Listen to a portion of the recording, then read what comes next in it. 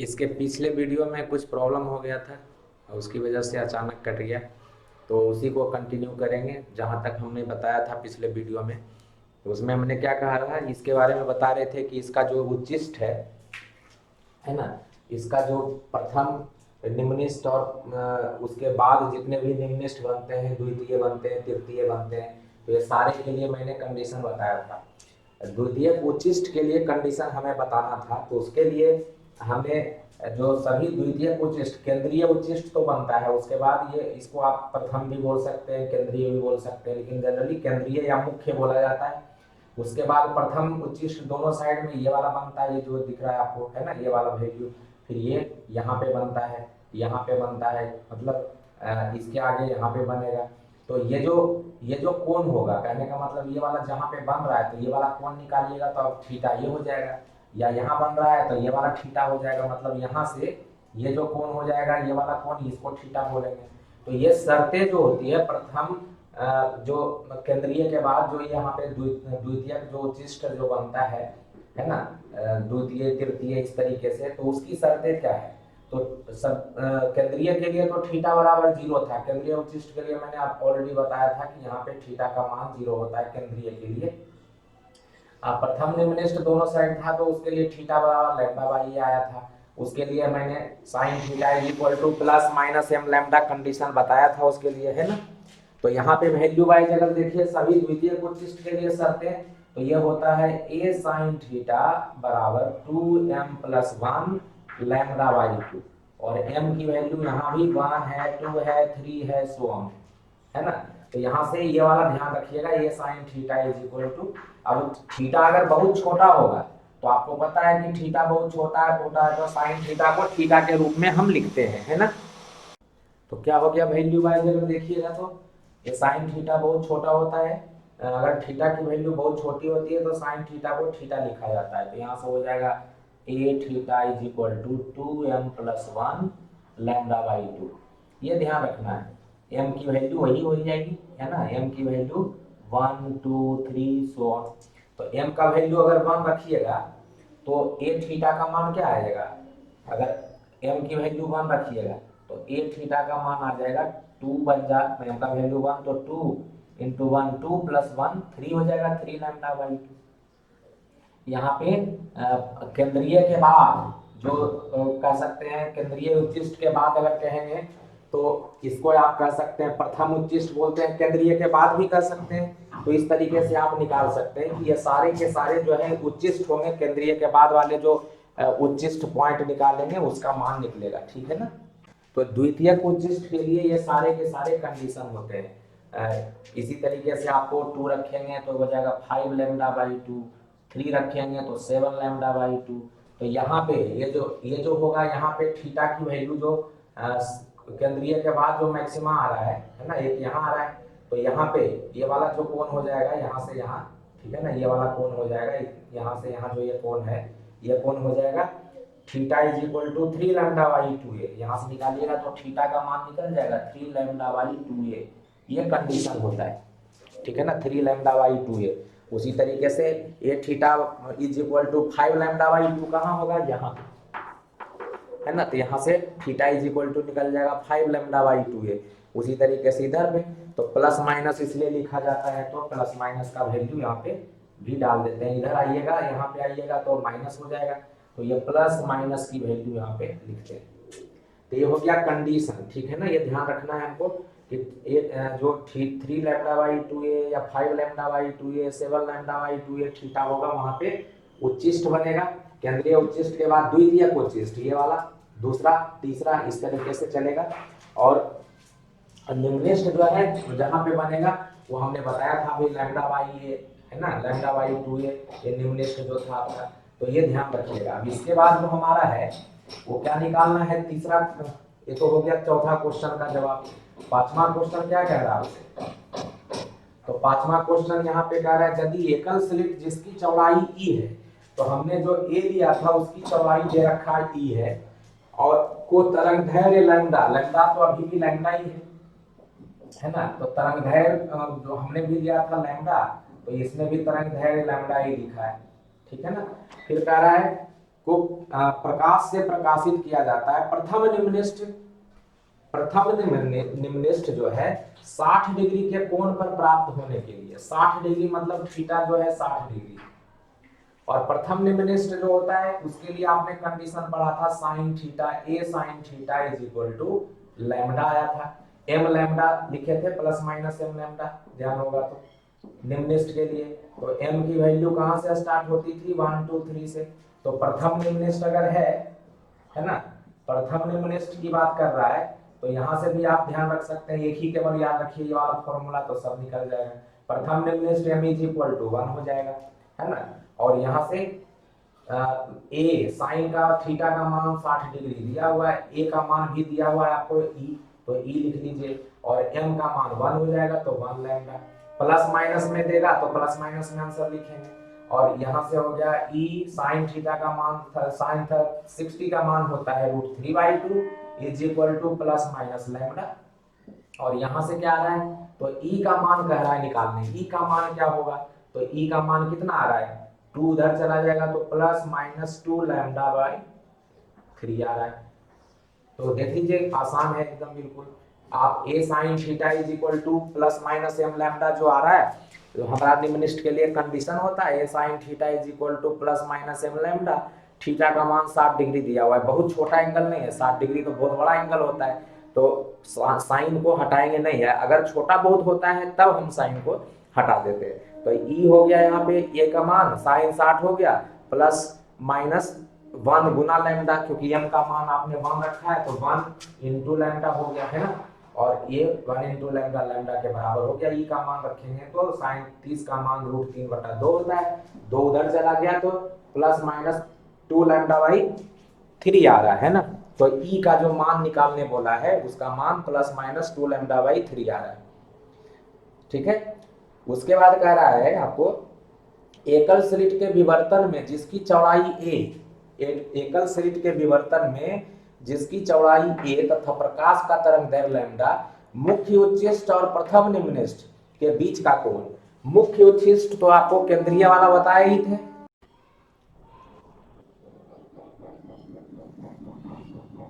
तो ये वाला क्वेश्चन में क्या कह रहा है कि एकल स्लिट के विवर्तन में जिसकी चौड़ाई ए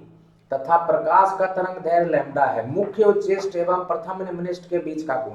तो मुख्य उच्चिष्ट कहां मिला था आपको थीटा इज इक्वल टू 0 पे, याद हो तो, जो आपका मुख्य उच्चिष्ट है वो जिसको केंद्रीय बोला था आपने, तो थीटा बराबर 0 पे मिलता है मुख्य उच्चिष्ट हमेशा,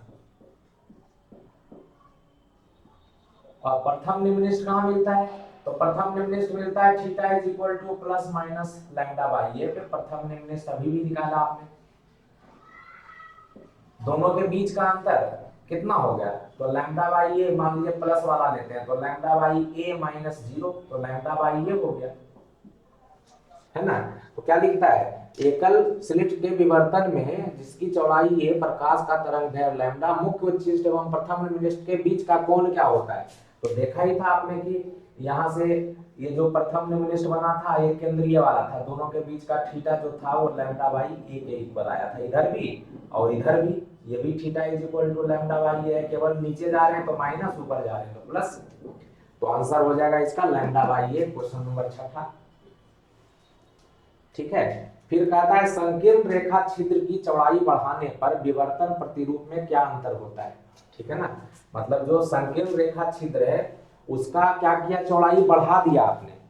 तो हमने क्या कहा था कि जो छिद्र होती है उसकी चौड़ाई कैसी होती है, तो छिद्र की चौड़ाई तरंगदैर्घ्य के चौड़ाई के बराबर होना चाहिए, मतलब उसके रेंज का होता है, तो इसका मतलब वो जो बहुत छोटा होता है वो हमें दिखता नहीं है, अब उसकी चौड़ाई को अगर बढ़ाएंगे तो इसका मतलब विवर्तन अच्छा नहीं प्राप्त होगा, है ना, विवर्तन क्या होगा, विवर्तन का जो क्षेत्र है वो घट जाएगा, विवर्तन अच्छा प्राप्त नहीं होगा, और जो केंद्रीय जो आपको चौड़ाई मिली थी पट्टी की उसकी भी पट्टी की चौड़ाई घट जाती है, तो केंद्रीय जो विवर्तन है या केंद्रीय उच्चिष्ट है वो घट जाता है, ठीक है ना, तो यहाँ पे क्या लिखिएगा, तो ये विवर्तन में मैंने 5 नंबर के क्वेश्चन में इसको नहीं कराया है, लेकिन विवर्तन से संबंधित अगर क्वेश्चन आता है तो इसको आप इतना में कर सकते हैं, ठीक है ना। 5 नंबर के क्वेश्चन में मुझे नहीं लगता कि वो आएगा, आएगा तो फ्रिंज वाला ही आएगा। ठीक है, तो यहाँ पे लेकिन क्वेश्चन में आप कर सकते हैं, जितना मैंने बता दिया इससे क्वेश्चन कर दीजिएगा। तो ये जो है थीटा इज इक्वल टू 0 मुख्य चेस्ट के लिए 7वां कह रहा है क्वेश्चन, संकीर्ण रेखा छिद्र ए जो है उसका ये जो होता है, मैंने क्या कहा था कि ये वेवलेंथ के रेंज का होता है ना, वेवलेंथ का बहुत छोटा होता है। तो इसकी अगर चौड़ाई बढ़ाएंगे, है ना, मतलब ए की चौड़ाई बढ़ाएंगे तो कह रहा है क्या कि ए की चौड़ाई बढ़ाने पे विवर्तन प्रतिरूप क्या होता है, तो विवर्तन प्रतिरूप मतलब विवर्तन का जो क्षेत्र है वो डिक्रीज कर जाता है, घट जाता है, अच्छा प्राप्त नहीं होता। तो विवर्तन का जो केंद्रीय उच्चिष्ट है ना, केंद्रीय विवर्तन क्षेत्र जो था उच्चिष्ट, वो भी घट जाता है, की चौड़ाई बहुत बड़ी बनती है पहले, तो अब वो घट जाती है, चौड़ाई घट जाती है। तो ऐसे भी दिख रहा है आपको, केंद्रीय उच्चिष्ट की चौड़ाई घट जाती है। ठीक है ना, तो थीटा इज इक्वल टू पढ़ते हैं ना, कहाँ पे मिलता है आपको, लैम्डा बाई ए पे प्रथम निम्नलिखित बनता है। तो कहने का मतलब केंद्रीय ये है और थीटा ये है, तो यहाँ पे निम्नलिखित और यहाँ पे, तो इसका मतलब ये वाला चौड़ाई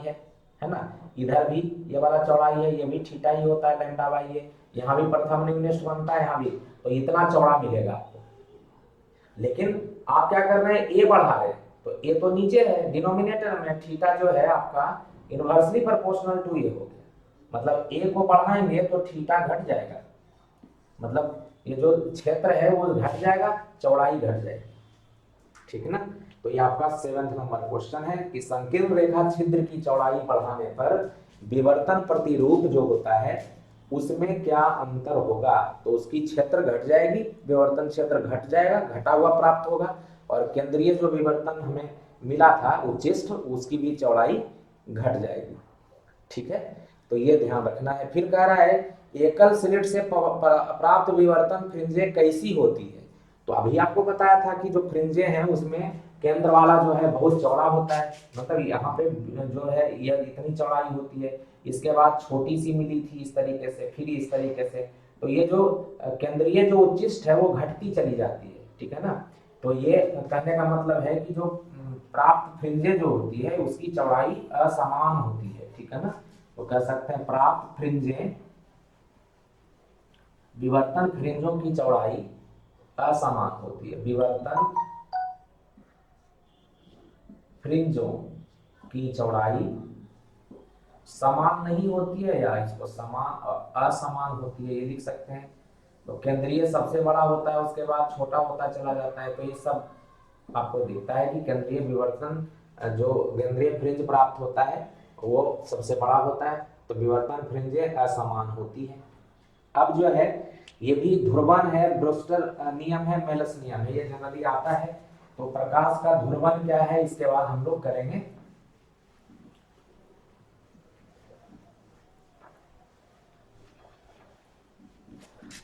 ठीक है, तो प्रकाश का ध्रुवन क्या है, तो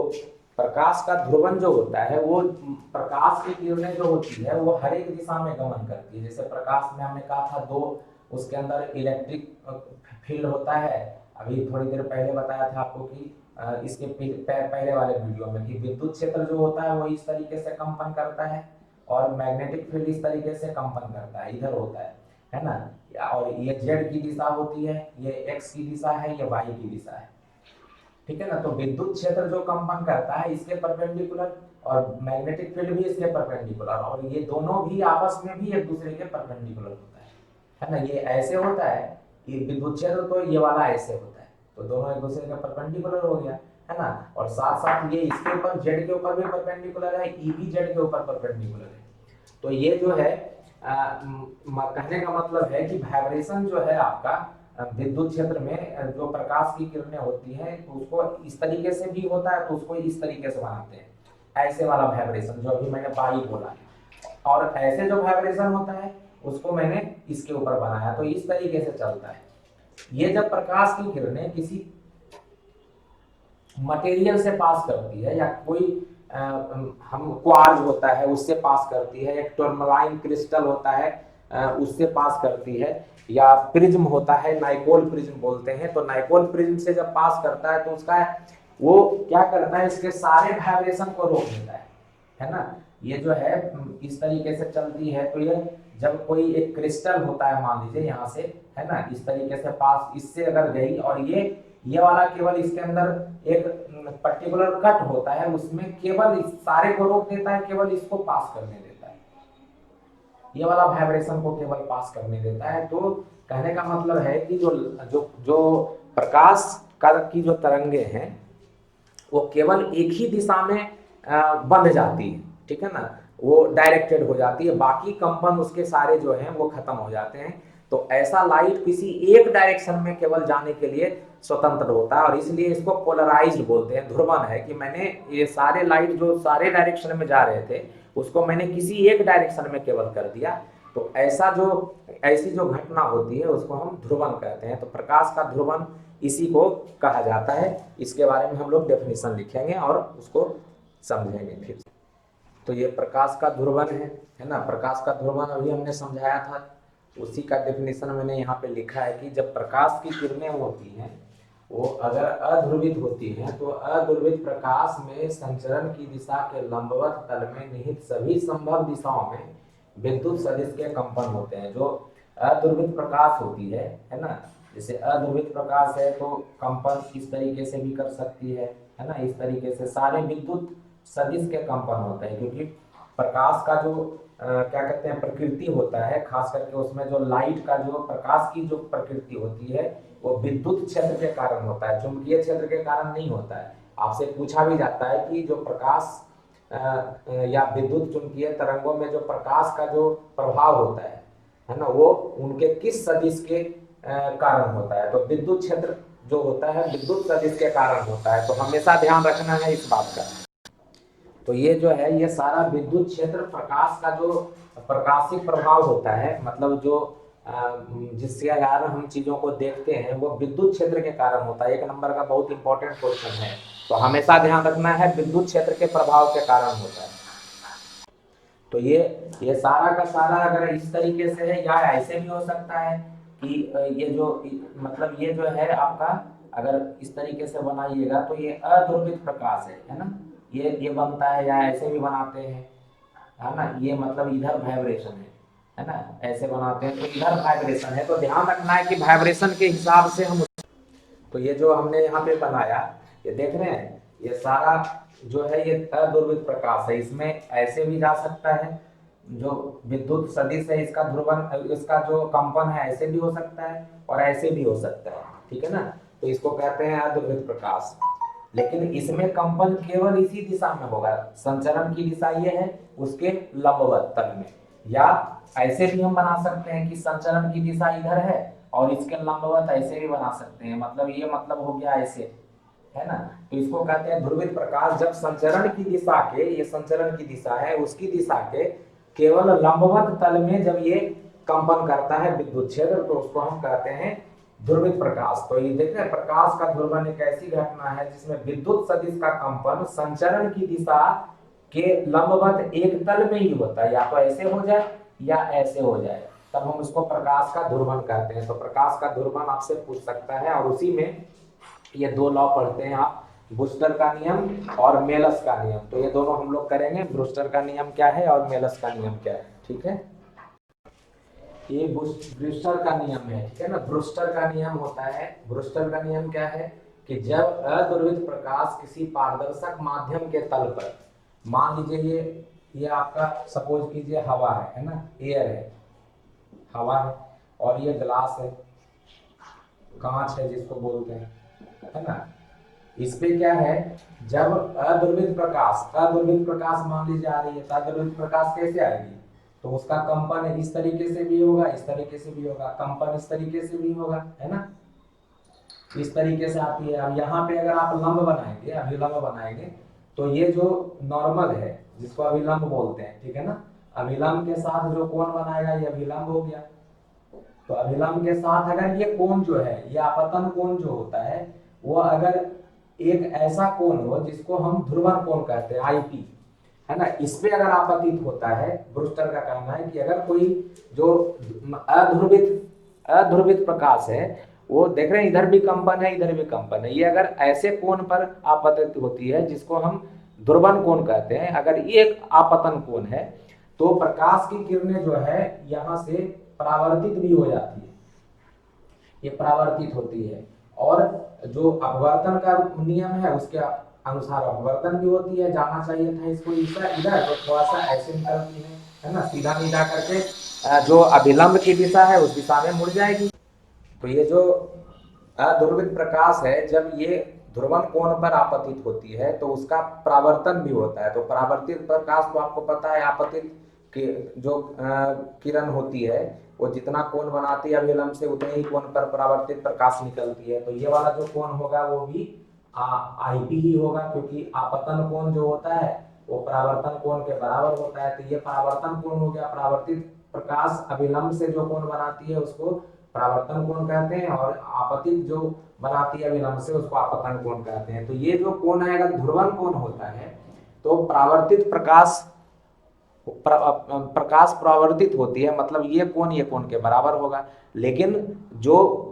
पारदर्शक माध्यम है, आपको पता है जब प्रकाश की किरणें एक माध्यम से दूसरे माध्यम में जाती है और विरल से सघन माध्यम में जाती है तो अभिलंब की दिशा में मुड़ जाती है, जाना था सीधा ये मुड़ जाएगी। तो जो मुड़ी हुई प्रकाश जो मैंने अपवर्तित प्रकाश होती है वो अध्रुवित ही होती है। कहने का मतलब इसके अंदर अभी भी दोनों तरह का कंपन होता है, इस तरीके से, है ना, कंपन होता है। तो इसके अंदर अभी भी अध्रुवित प्रकाश जो है ये अध्रुवित प्रकाश ही होती है। लेकिन ये वाली जो प्रकाश है ये ध्रुवित हो जाती है और इसका कंपन इस तरह के जिसके ऊपर आपने बनाया है उसके ऊपर केवल परपेंडिकुलर होता है, मतलब ऐसे होता है। तो ये जो प्रकाश है ये ध्रुवित प्रकाश हो जाती है, ठीक है ना। ये ध्रुवित प्रकाश एकदम फुल्ली कंप्लीटली पोलराइज्ड हो जाता है, और ये प्लेन पोलराइज्ड इसलिए बोलते हैं क्योंकि एक ही तल में ये हो जाता है, और इसलिए इसको प्लेन समतल ध्रुवित प्रकाश कहा जाता है। तो समतल ध्रुवित प्रकाश जो हो गया ये परावर्तित प्रकाश होती है, और ये दोनों एक दूसरे से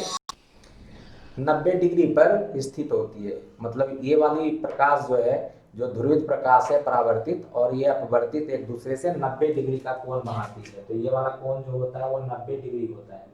ठीक है ना। आपसे क्वेश्चन अगर पूछता है कि ब्रूस्टर के नियम में जब ये कोण ध्रुवन कोण होता है, आपतन कोण ही है लेकिन ये ध्रुवन कोण होता है, तो ध्रुवन कोण पे अगर ये अध्रुवित प्रकाश आपतित होती है तब ये घटना होती है, परावर्तित प्रकाश और अपवर्तित प्रकाश एक दूसरे से 90 पे निकलती है, और उसमें इसका जो